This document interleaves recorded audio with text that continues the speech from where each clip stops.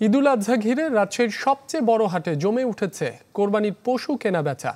ক্রেতারা দাম চড়া দাবি করলেও খামারিরা বলছেন গোখাদ্যের দাম যেভাবে বেড়েছে তাতে খুব একটা বাড়েনি পশুর দাম। এই ঈদে কম খরচে বেশি আনন্দ উপায়। এখন যে কোনো উপায় এজেন্ট থেকে 25,000 টাকা ক্যাশ আউটে ইনস্ট্যান্ট 25 টাকা ক্যাশব্যাক। যত খুশি ততবার। বাড়তি নিরাপত্তা ও সুযোগ সুবিধার কারণে উত্তরবঙ্গে বেশ জনপ্রিয় রাজশাহী সিটি হাট। প্রতিবারের মতো এবারও ঈদুল আজহা ঘিরে হাটটি সরগরম হয়ে উঠছে। দূর দূরান্ত থেকে কোরবানির পশু নিয়ে ছুটে আসছেন ব্যবসায়ী ও খামারিরা।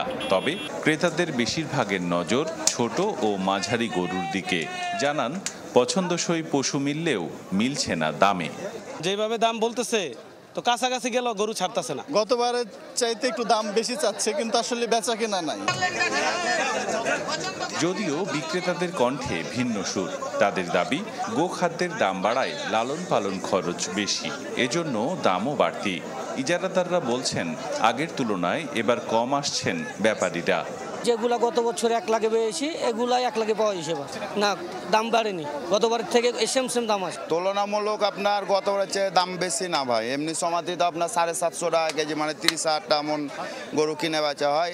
এখনো আপনার ওই 30,000 টাকা 31,000 মন কিনে বেচা হয়। এই মুহূর্তে জায়গাতে গরু বিগত যে সংখ্যা গরু ছিল সে তুলনামূলক অনেক কম। এখন দাম গরু বৃদ্ধি পাচ্ছে, মানুষ আসছে, কারণ কত রুম কি বেচা কেনা হবে তা আমরা বলতে পারবো না।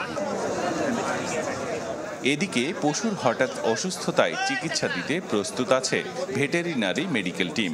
হাটের নিরাপত্তায় সব ধরনের ব্যবস্থা নেওয়ার কথা জানিয়েছে পুলিশ।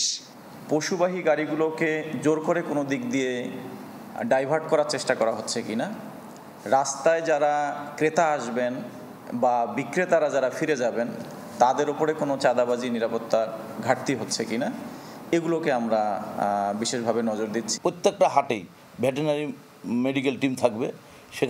ওখানে আমাদের সিটি হাটেও আমাদের কিন্তু ওই একটা চিকিৎসা কর্নার থাকবে। সেখানে কিন্তু আমাদের লোক মানে রুটিন মাফিক যেদিন হাট বসবে সেদিন কিন্তু তারা সেখানে থাকবে। রাজশাহী জেলার মোট 31টি হাটে বিক্রি হচ্ছে কোরবানির পশু।